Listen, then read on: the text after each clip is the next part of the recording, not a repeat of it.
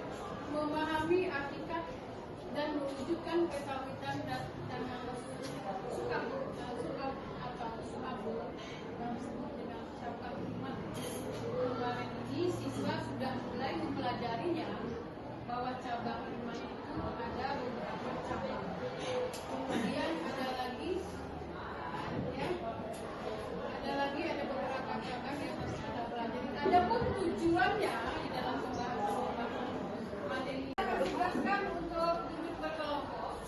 Siswa mengidentifikasi di dalam kelompoknya dalam pemahamannya materinya tentang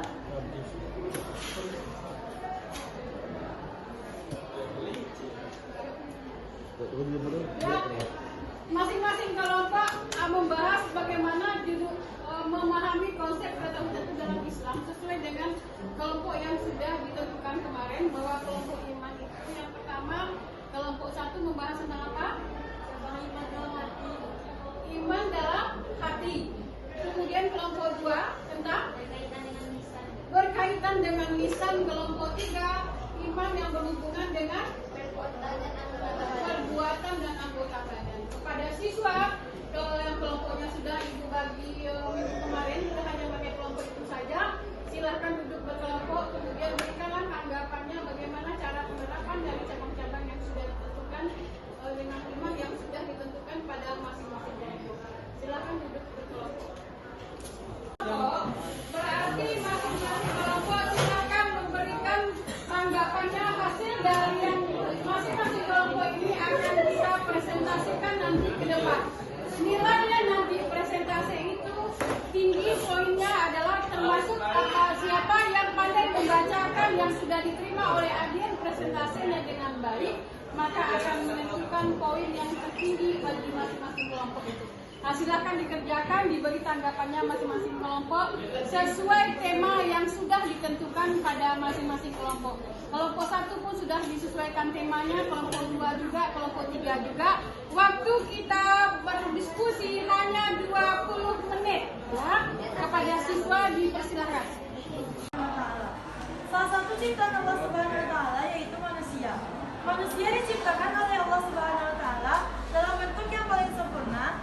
Oleh karena itu, sebagai umat Islam, kita harus selalu bersyukur dan beriman kepada Allah Subhanahu wa taala. Beriman yaitu mempercayai segala sesuatu dengan sepenuh hati, mengucapkan dengan lisan, dan mengamalkan dalam kehidupan sehari-hari. Orang yang beriman yaitu orang yang di dalam hatinya, di setiap ucapannya dan pada segala tindakannya adalah sama. Sehingga dapat diartikan bahwa orang yang beriman adalah orang yang jujur, memiliki prinsip, pandangan dan sikap yang teguh. Cabang iman dalam Islam yang berkaitan dengan hati adalah marfatun bil qalbi, yang berarti meyakini dengan sepenuh hati.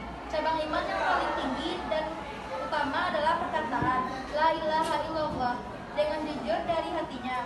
Perkataan ini berarti tidak ada yang berhak diibadahi dengan benar kecuali hanya Allah semata. Contoh dari cabang iman dalam hal niat, akidah dan hati adalah 1. Mengucapkan kalimat syahadat. 2. Memiliki sikap sabar terhadap segala macam cobaan yang Allah berikan. 3. Selalu bersyukur atas nikmat dan cobaan dari Allah. 4. Memiliki rasa malu.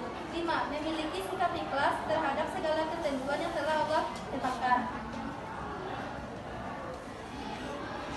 Baiklah, hanya itu yang dapat kami sampaikan. Apakah teman-teman ada pertanyaan? Jika tidak ada pertanyaan, presentasi kami tutup. Assalamualaikum warahmatullahi wabarakatuh. Waalaikumsalam. Berdasarkan perkataan atau lisan. Lisan dalam cabang iman di Islam adalah keyakinan yang diucapkan dengan lisan atau disebut juga dengan iqrarun bil lisan. Lisan adalah sesuatu yang harus dijaga oleh umat Islam, sehingga umat Islam harus mempergunakan lisan untuk sesuatu yang baik. Dalam hadis riwayat Bukhari, Muslim, Rasulullah Shallallahu Alaihi Wasallam bersabda, lisan orang yang berakal berasal dari baik hati nuraninya, sehingga ketika ia hendak berbicara, terlebih dahulu ia akan kembali ke hati nuraninya. Apabila pembicaraannya bermanfaat baginya, maka ia berbicara, dan apabila dapat berbahaya, maka ia menahan diri. Sementara hati orang bodoh terletak pada mulut, dan ia berbicara apa saja sesuai yang ia kehendaki.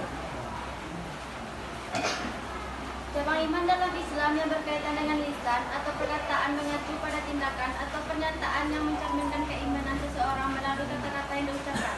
Orang-orang yang beriman dalam menggunakan lisan hendaknya tepat sasaran dan memilih waktu yang tepat. Maksudnya adalah dalam berbicara harus terlebih dalam memilih suatu atau waktu yang tepat untuk berbicara. Beberapa cabang iman yang termasuk atau terkait dalam aspek ini adalah: 1. Mengucapkan syahadat. Syahadat adalah pernyataan keyakinan yang harus diucapkan secara sadar dan dengan penuh ikhlas sebagai bukti bahwa seseorang menerima dan meyakini keesaan Allah dan kerasulan Nabi Muhammad SAW. Syahadat merupakan pernyataan keimanan yang paling mendasar dalam Islam, yaitu mengucapkan asyhadu an la ilaha illallah wa asyhadu anna Muhammadar Rasulullah, yang berarti aku bersaksi bahwa tiada Tuhan selain Allah dan aku bersaksi bahwa Muhammad adalah utusan Allah. Ini adalah deklarasi iman yang harus diucapkan oleh setiap muslim.